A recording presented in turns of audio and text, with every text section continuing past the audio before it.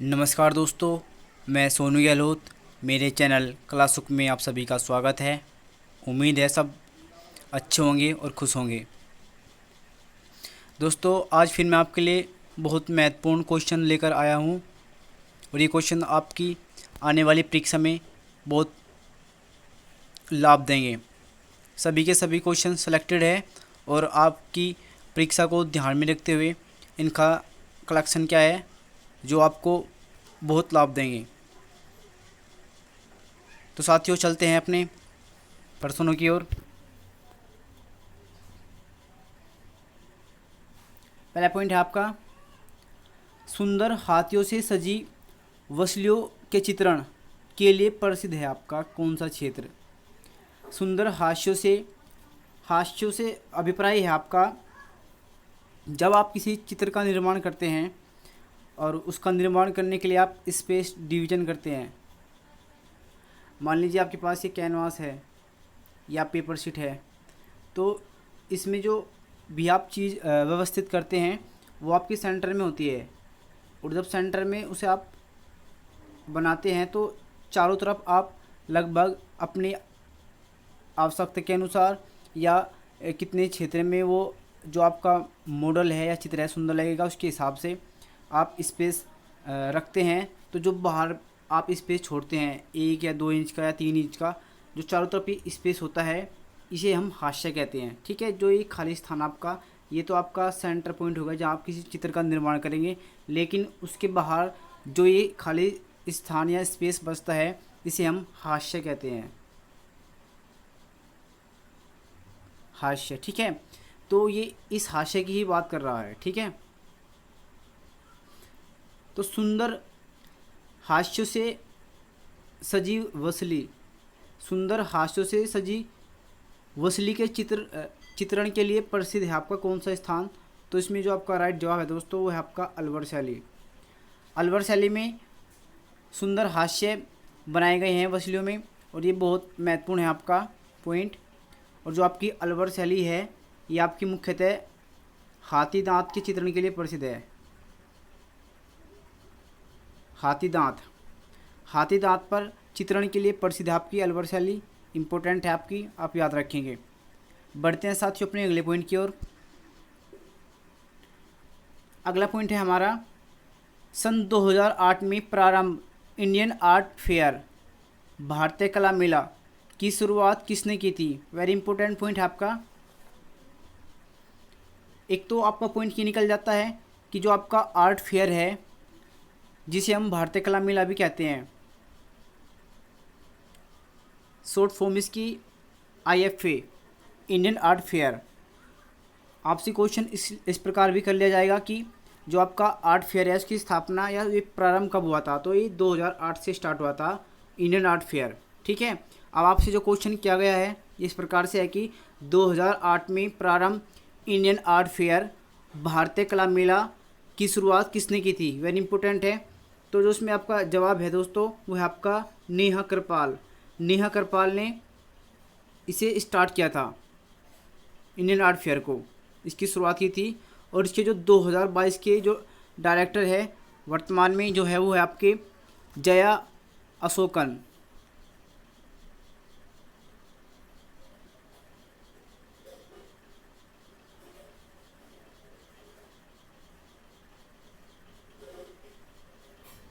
तो 2022 में जिसके डायरेक्टर रहे हैं वो जया अशोकन रहे हैं और ये 23वां आर्ट फेयर लगा था आपका 2022 में। अब जो आपका आर्ट फेयर लगेगा वो आपका 14 नंबर का होगा जो दिल्ली में लगेगा आपका। ठीक है, तो अब तक 2008 से 2022 तक आपके 13 आर्ट फेयर लग चुके हैं दिल्ली में। ठीक है, और अब जो 2023 का लगेगा शायद नवंबर या अक्टूबर में, तो आपका 14वें नंबर का होगा, आप याद रखेंगे। ठीक है, इसकी शुरुआत नेहा करपाल ने की थी और 2022 किसके डायरेक्टर रहे थे, Jaya Ashokan. Very important point है आपका, आप याद रखेंगे, बहुत ही इंपॉर्टेंट पर्सन है आपका। बढ़ते हैं अपने अगले पॉइंट की ओर। अगला पॉइंट है हमारा, मिथिला कला की उस प्रमुख कलाकार का नाम बताओ जिसको 2021 में पद्मश्री सम्मान मिला था। वेरी इंपॉर्टेंट क्वेश्चन है और आपका रिपीटेड क्वेश्चन है। ये जो आपकी टीजीटी की जो परीक्षा गई थी, ये क्वेश्चन आपका वहाँ पूछा गया था कि 2021 में किस कलाकार को पद्मश्री सम्मान मिला था।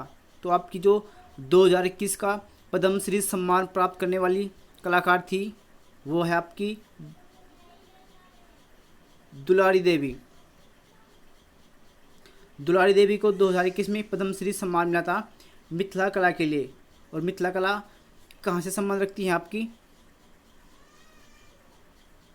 बिहार से। बिहार से संबंधित आपकी मिथिला कला। वेरी इंपॉर्टेंट पॉइंट आपका, और इस प्रकार के क्वेश्चन आपके रिपीट होते रहते हैं, आप याद रखेंगे। बढ़ते हैं साथियों अपने अगले पॉइंट की ओर। अगला पॉइंट है हमारा गंजीफा। गंजीफा हस्तशिल्प का संबंध किससे है? या ये आपका गंजीफा हस्तशिल्प कला है, इसका संबंध किस क्षेत्र से है या किस लिए जाना जाता है? तो इसमें जो आपका राइट जवाब है दोस्तों वो है आपका, एक तो आपका ये होगा क्वेश्चन कि जो ये आपका गंजीफा हस्तशिल्प कला है इसका संबंध कहाँ से है? तो इसका कर्नाटक से संबंध है आपका। इस चीज़ को आप याद रखेंगे कि गंजीफा हस्तशिल्प कला का संबंध कर्नाटक से है। अब ये होता क्या है? ये होता है ताश के पत्तों पर चित्रकारी करने को हम गंजीफा हस्तशिल्प कला कहते हैं। ठीक है, जो ताश के पत्ते कार्ड होते हैं आपके, उन पर जो चित्रकारी की जाती है उसे हम गंजीफा हस्तशिल्प कला कहते हैं। और जो ये प्रसिद्ध है ये आपकी, ये कर्नाटक की प्रसिद्ध है, आप याद रखेंगे। वेरी इंपॉर्टेंट पॉइंट है आपका। बढ़ते हैं साथियों अपने अगले पॉइंट की ओर। अगला पॉइंट है हमारा हवा महल जयपुर। हवा महल जयपुर सवाई प्रताप सिंह ने बनवाया था। इंपॉर्टेंट है। हवा महल जयपुर में जो है आपका हवा महल, इसका निर्माण सवाई प्रताप सिंह ने करवाया था। इंपॉर्टेंट है। और ये जो आपका हवा महल है इसका आकार कैसा है? हवा महल है जो इसका आकार कैसा है? इसका जो आकार है वो भगवान कृष्ण के मुकुट जैसा आकार इसका माना जाता है। इंपॉर्टेंट है। दोनों ही चीज़ वेरी इंपॉर्टेंट है, बेसिक भी है और आपकी पूछी भी जाती है। हवा महल आपका जयपुर में है जिसका निर्माण सवाई प्रताप सिंह ने करवाया था। और इसका आकार कैसा है? इसका आकार कृष्ण के मुकुट जैसा माना जाता है। इंपॉर्टेंट पॉइंट है आपका। बढ़ते हैं साथियों अपने अगले पॉइंट की ओर। अगला पॉइंट है हमारा मार्तंड सूर्य मंदिर को क्या कहा जाता है? मार्तंड सूर्य मंदिर को क्या कहा जाता है? तो इसमें जो आपका जवाब है दोस्तों वो है आपका पूर्व का दैत्य कहा जाता है। जो आपका मार्तंड का सूर्य मंदिर है इसे हम पूर्व का दैत्य कहते हैं। और ये आपका जम्मू कश्मीर में मंदिर है आपका, इस चीज़ को भी आप याद रखेंगे। ठीक है। वैसे तो आपका जो सबसे प्रसिद्ध है आपका जो सूर्य मंदिर, सबसे प्रसिद्ध तो आपका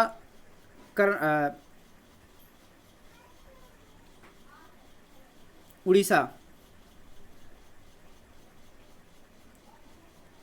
पुरी का आपका कर्नाटक का जो मंदिर है आपका, जो उड़ीसा पुरी में है,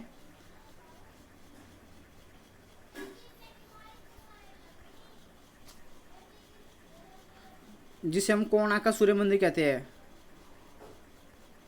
कोणार्क का सूर्य मंदिर जो आपका उड़ीसा पुरी में है, मुख्य रूप से तो आपका ये प्रसिद्ध है आपका। लेकिन इसके अलावा आपका मार्तंड का सूर्य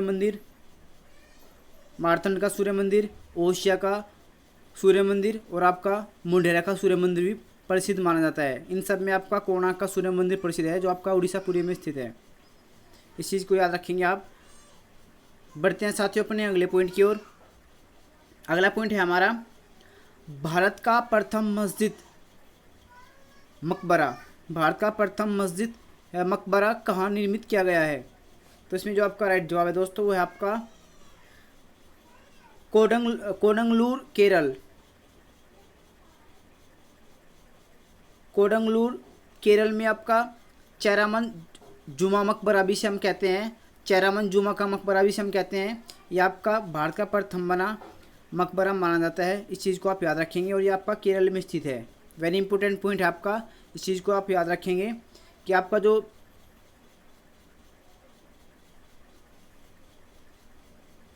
भारत का जो प्रथम मस्जिद का जो मकबरा माना जाता है वो आपका चेरामन जोमा मकबरा जो आपका केरल में स्थित है। आप इस चीज़ को याद रखेंगे। वेरी इंपॉर्टेंट पॉइंट है साथियों सभी, आप इनका बार बार रिवीजन करेंगे और याद रखेंगे ताकि आप किसी प्रकार की कोई गलती ना करें।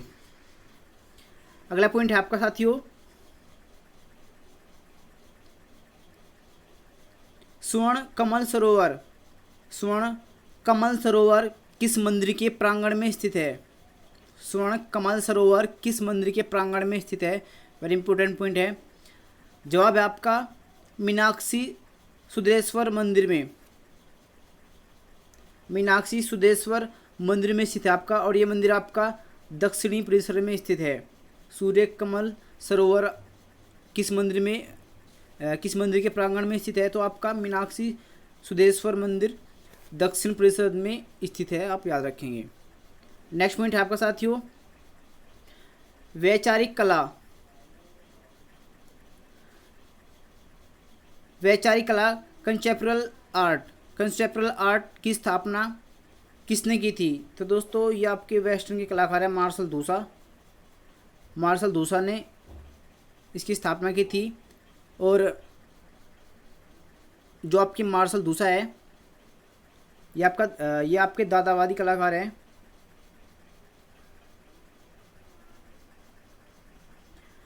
मार्शल दूसा आपके दादावादी कलाकार है और इन्होंने कंसेप्चुअल आर्ट की स्थापना की थी, जिसे हम वैचारिक कला कहते हैं। और इसका जो प्रथम चित्र है वो था हमारा फव्वारा। वेरी इंपॉर्टेंट है, इसे हम फाउंटेन भी कहते हैं इंग्लिश में। फाउंटेन 1917 में इसका निर्माण किया था। वेरी इंपॉर्टेंट क्वेश्चन है, ये बहुत बार आपका रिपीट हो चुका है आपकी नेट की परीक्षा में भी और पीजीटी के एग्ज़ाम में भी। तो दोस्तों इस चीज़ को आप याद रखेंगे क्योंकि इस प्रकार के क्वेश्चन जो है बार बार रिपीट होते रहते हैं। वैचारिक कला का संबंध मार्शल दूसा से है, और आपके जो मार्शल दूसा है ये आपके दादावादी कलाकार है, और इनका जो प्रथम कृति मानी जाती है वो है फव्वारा या फाउंटेन कहते हैं हम जिसे। इसके साथ ही बढ़ते हैं अपने अगले पॉइंट की ओर। अगला पॉइंट है हमारा प्रसिद्ध नवतांत्रिक कलाकार। प्रसिद्ध नवतांत्रिक कलाकार जिसने आर्ट ट्रेड्स पत्रिका का संपादन भी किया है। प्रसिद्ध नवतांत्रिक कलाकार जिसने आर्ट ट्रेड्स पत्रिका का संपादन भी किया है। तो ये आपके हैं दोस्तों के.वी. हरिदासन। वेरी इंपॉर्टेंट है, के.वी. हरिदासन ने आर्ट ट्रेडिशन पत्रिका का संपादन किया था। इंपॉर्टेंट पॉइंट है आपका। बढ़ते हैं साथियों अपने अगले पॉइंट की ओर। अगला पॉइंट हमारा इस प्रकार से है, केमिस्ट कलाकार के रूप में कौन कलाकार प्रसिद्ध है? केमिस्ट कलाकार के रूप में कौन से कलाकार प्रसिद्ध है? तो इसमें जो आपका जवाब है वो है आपके आदिम एडम डेवियरवाला। आदिम एडम डेवियरवाला आपके केमिस्ट कलाकार के रूप में प्रसिद्ध है, आप याद रखेंगे। बढ़ते हैं साथियों अपने अगले पॉइंट की ओर। पिछली वीडियो में हमारी जो 100 नंबर की सीरीज थी उसमें से लगभग 20 क्वेश्चन हो गए थे। अब जो उससे आगे क्वेश्चन आपके अब आपको यहाँ देखने को मिलेंगे। ये जो क्वेश्चन आपका इस प्रकार से है, आकार प्रकार आर्ट गैलरी कहाँ स्थित है? वेरी इंपॉर्टेंट पॉइंट है आपका दोस्तों, बहुत इंपॉर्टेंट है। आकार प्रकार आर्ट गैलरी कहाँ स्थित है? ऑप्शन ए है आपका मद्रास में, ऑप्शन बी है आपका कोलकाता में, ऑप्शन सी है आपका बेंगलुरु में, और ऑप्शन डी है आपका मुंबई में। तो साथियों उसमें जो आपका राइट जवाब है वो है आपका ऑप्शन नंबर बी राइट है आपका कोलकाता में। आकार प्रकार आर्ट गैलरी आपकी कोलकाता में स्थित है, आप याद रखेंगे। वेरी इंपॉर्टेंट क्वेश्चन है आपका। बढ़ते हैं साथियों अपने अगले क्वेश्चन की ओर। अगला क्वेश्चन आपका इस प्रकार से है, मीराबाई का मंदिर कहाँ स्थित है? मीराबाई का मंदिर कहाँ स्थित है? ऑप्शन ए आपका बनारस में, ऑप्शन बी है चित्तौड़गढ़, ऑप्शन सी लखनऊ, और ऑप्शन डी है आपका दिल्ली में। तो साथियों जिसमें आपका राइट जवाब है वो आपका ऑप्शन नंबर बी, चित्तौड़गढ़ में मीराबाई का मंदिर स्थित है, आप याद रखेंगे। और दोस्तों जो ये मीराबाई है ये किसकी पत्नी थी? मीराबाई किसकी पत्नी थी? आप कमेंट में लिख के बताएंगे कि जो मीराबाई है, मीराबाई किसकी पत्नी थी, किस शासक की पत्नी थी? इस चीज़ का आपको भली भांति से पता है, आप इसका जवाब कमेंट में लिख के बताएंगे कि मीराबाई के पति कौन थे। बढ़ते हैं साथियों इसी के साथ ही अगले क्वेश्चन की ओर।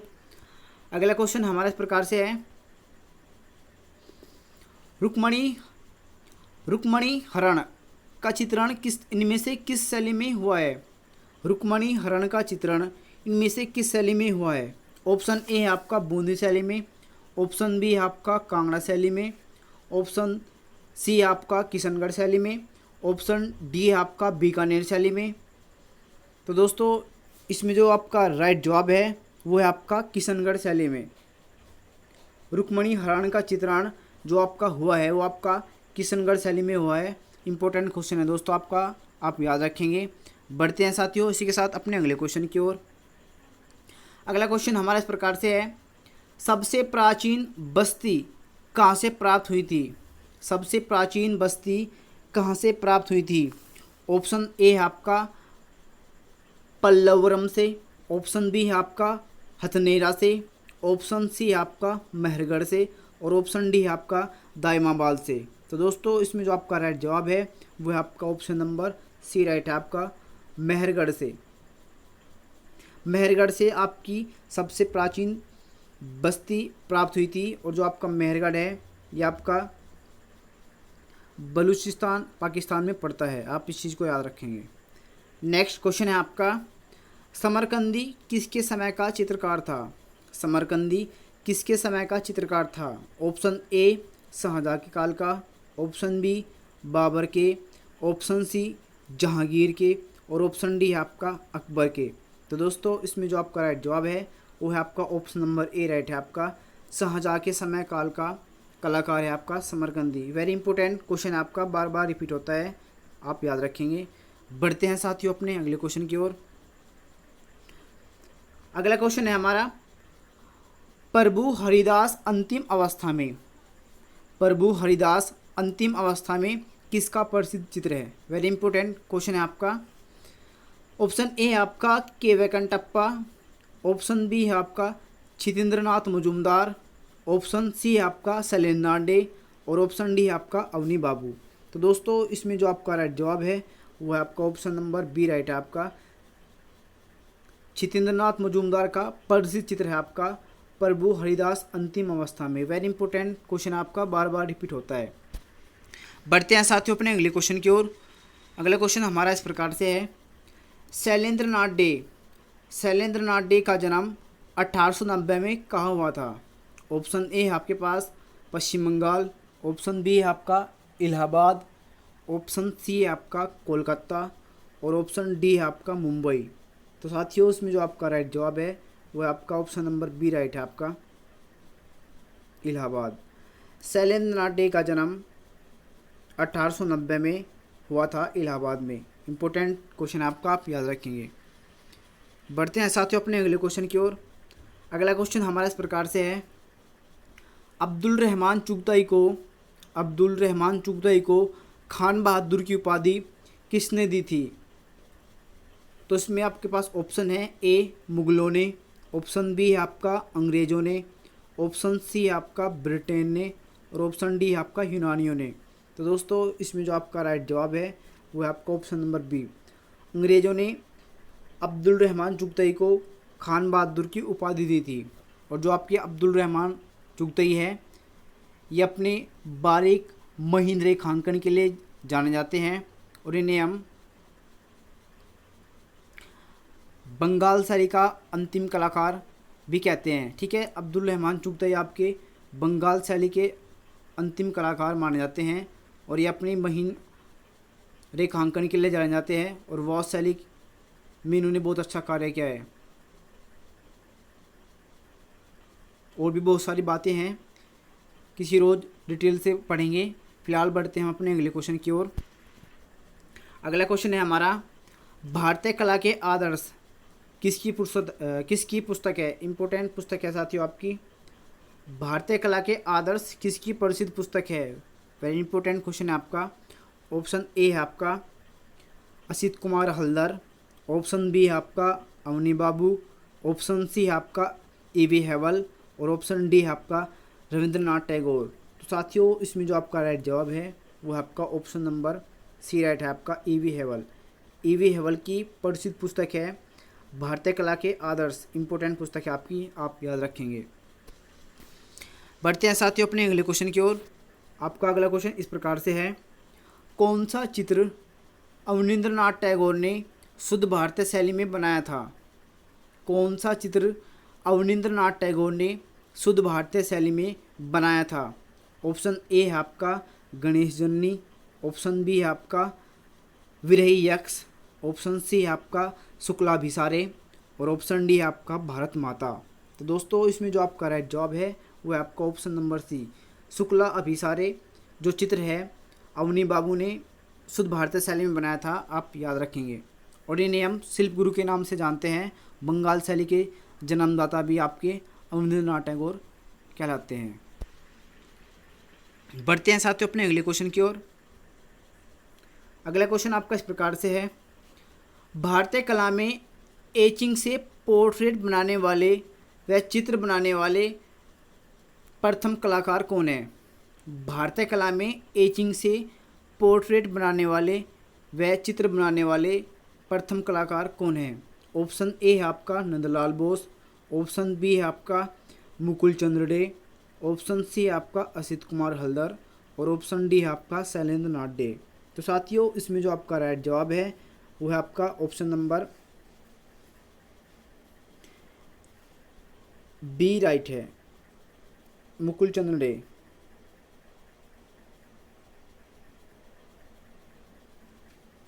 भारतीय कला में एचिंग से पोर्ट्रेट बनाने वाले व चित्र बनाने वाले प्रथम कलाकार आपके मुकुल चंद्र डे है, आप याद रखेंगे। वेरी इंपॉर्टेंट क्वेश्चन है आपका। बढ़ते हैं साथियों अपने अगले क्वेश्चन की ओर। अगला क्वेश्चन आपका इस प्रकार से है, चांदनी रात में गंगा, चांदनी रात में गंगा किसका प्रसिद्ध चित्र है? ऑप्शन ए है आपका के वेंकटप्पा, ऑप्शन बी है आपका अब्दुल रहमान चुगताई, ऑप्शन सी है आपका कनु देसाई और ऑप्शन डी है आपका मुकुल चंद्र डे। तो साथियों इसमें जो आपका राइट जवाब है वो है आपका ऑप्शन नंबर डी, मुकुल चंद्र डे का प्रसिद्ध चित्र है चांदनी रात में गंगा। वेरी इंपॉर्टेंट चित्र है इनका, मुकुल चंद्र डे का। ठीक है साथियों बढ़ते हैं हम अपने अगले क्वेश्चन की ओर। आपका अगला क्वेश्चन इस प्रकार से है, किस कलाकार के प्रारंभिक गुरु मीर बख्श थे? वेरी इंपॉर्टेंट क्वेश्चन है आपका, किस कलाकार के प्रारंभिक कला गुरु मीर बख्श थे? ऑप्शन ए है आपका कनु देसाई, ऑप्शन बी है आपका अब्दुल रहमान चुगताई, ऑप्शन सी है आपका शैलेंद्र नाथ डे और ऑप्शन डी है आपका मुकुल चंद्र डे। तो साथियों इसमें जो आपका राइट जवाब है वो है आपका ऑप्शन नंबर बी राइट है आपका, अब्दुल रहमान चुगताई के प्रारंभिक कलागुरु थे मीर बख्श। वेरी इंपॉर्टेंट क्वेश्चन है, आप याद रखेंगे। बढ़ते हैं साथियों अपने अगले क्वेश्चन की ओर। अगला क्वेश्चन है आपका, शारदा चरण उकील का जन्म, शारदा चरण उकील का जन्म कब हुआ था? ऑप्शन ए है आपका 1896 में, ऑप्शन बी 1912 में, ऑप्शन सी है आपका 1888 में और ऑप्शन डी है आपका 1890 में। तो साथियों इसमें जो आपका राइट जवाब है वो है आपका ऑप्शन नंबर सी, 1888 में शारदा चरण उकील का जन्म हुआ था, आप याद रखेंगे। बढ़ते हैं साथियों अपने अगले क्वेश्चन की ओर। अगला क्वेश्चन हमारा इस प्रकार से है,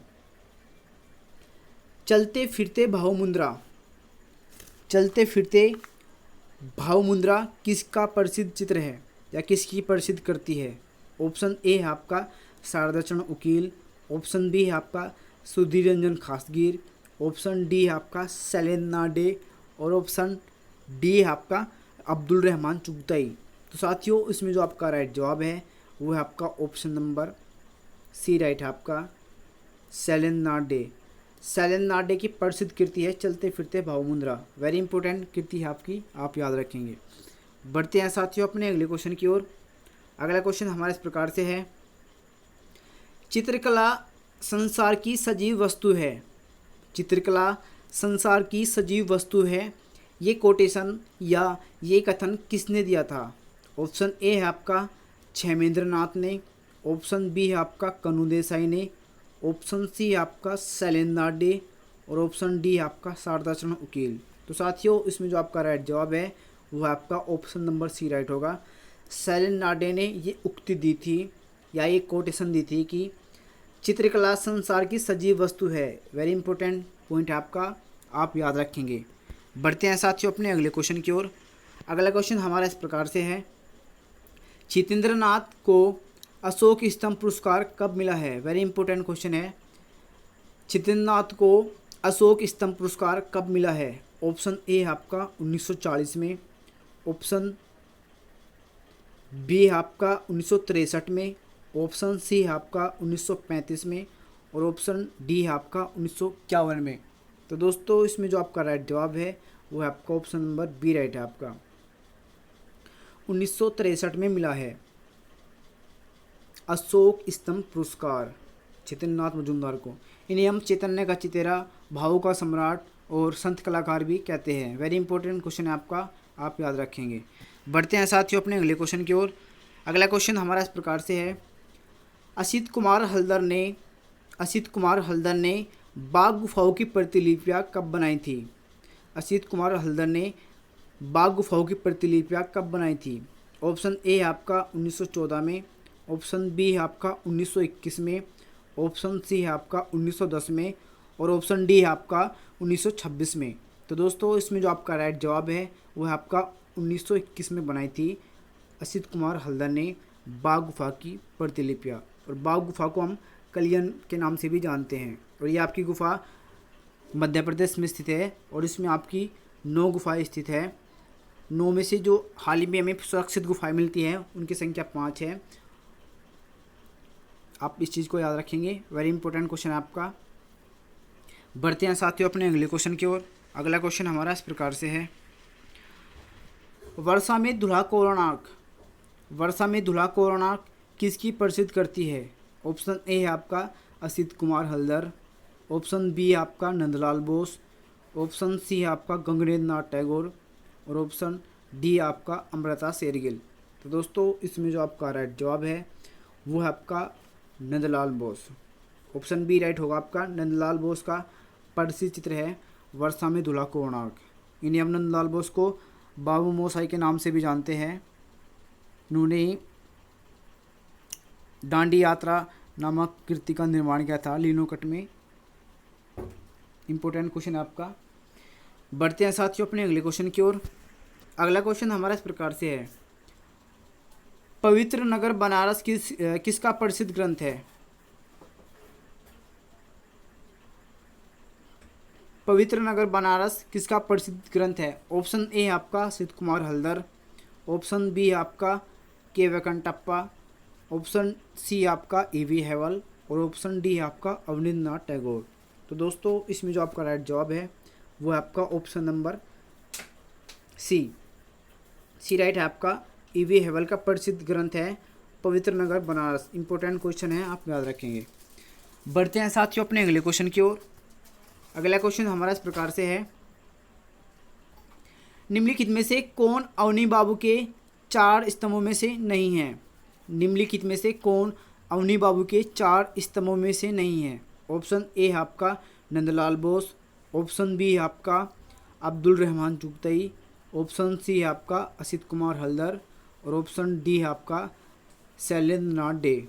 तो दोस्तों इसमें जो आपका राइट जवाब है वो है आपका ऑप्शन नंबर बी राइट है आपका, अब्दुल रहमान चुगतई। अब्दुल रहमान चुगतई जो अवनी बाबू के 4 स्तंभ माने जाते हैं जो कलाकार, उनमें से आपके अब्दुल रहमान चुगतई नहीं है। ठीक है, आप याद रखेंगे। लेकिन दोस्तों वे चौथे कलाकार कौन हैं जिन्हें हम अवनी बाबू के 4 स्तंभों में गिनते हैं? आप इसका जवाब कमेंट में लिख कर बताएंगे। ठीक है, कि जो 3 तो आपके हो गए यहाँ, कि एक तो नंदलाल बोस, असित कुमार हल्दर, शैलेंद्र नाथ डे, लेकिन वो चौथे कलाकार कौन है जो 4 स्तंभों में आते हैं? इसका जवाब आप कमेंट में लिख के बताएंगे। ठीक है, बढ़ते हैं साथियों अपने अगले क्वेश्चन की ओर। अगला क्वेश्चन हमारा इस प्रकार से है, असित कुमार हल्दर का चित्र चौराहे पर किस विधि में बना है? वेरी इंपॉर्टेंट क्वेश्चन है आपका। ऑप्शन ए आपका वोस शैली में, ऑप्शन बी आपका फाववाद शैली में, ऑप्शन सी आपका लैसिट विधि में और ऑप्शन डी आपका जलरंग विधि में। तो दोस्तों इसमें जो आपका राइट जवाब है वो आपका ऑप्शन नंबर सी राइट है आपका, लैसिट विधि में बना है आपका चौराहे पर चित्र।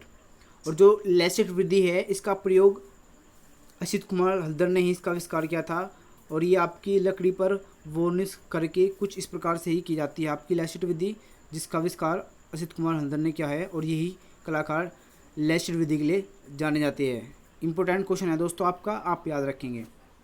बढ़ते हैं साथियों अपने अगले क्वेश्चन की ओर। अगला क्वेश्चन हमारा इस प्रकार से है, चित्रों की पृष्ठभूमि में वृक्षों का अंकन किस कलाकार की विशेषता है? चित्रों की पृष्ठभूमि में वृक्षों का अंकन किस कलाकार की विशेषता है? ऑप्शन ए आपका मनीषी डे, ऑप्शन बी है आपका सुधीर रंजन खासगीर, ऑप्शन सी है आपका छितेंद्रनाथ मजूमदार, ऑप्शन डी है आपका कन्हू देसाई।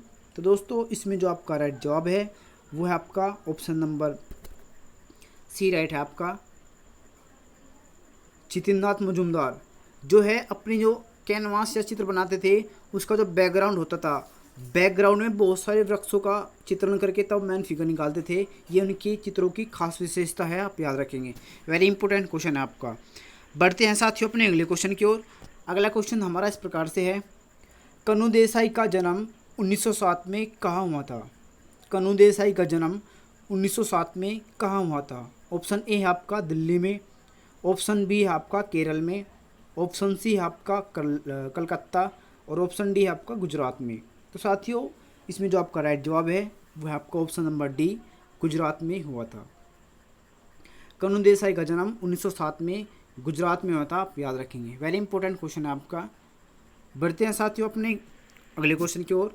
और ये जो क्वेश्चन है आपका ये आज की वीडियो का अंतिम क्वेश्चन है, ठीक है। इसके आगे के जो आपके क्वेश्चन हैं वो आपको आने वाली अगली वीडियो में आपको देखने को मिलेगी, ठीक है। तो आज की वीडियो का आपका अंतिम क्वेश्चन इस प्रकार से है, कन्हू देसाई के गुरु कौन थे?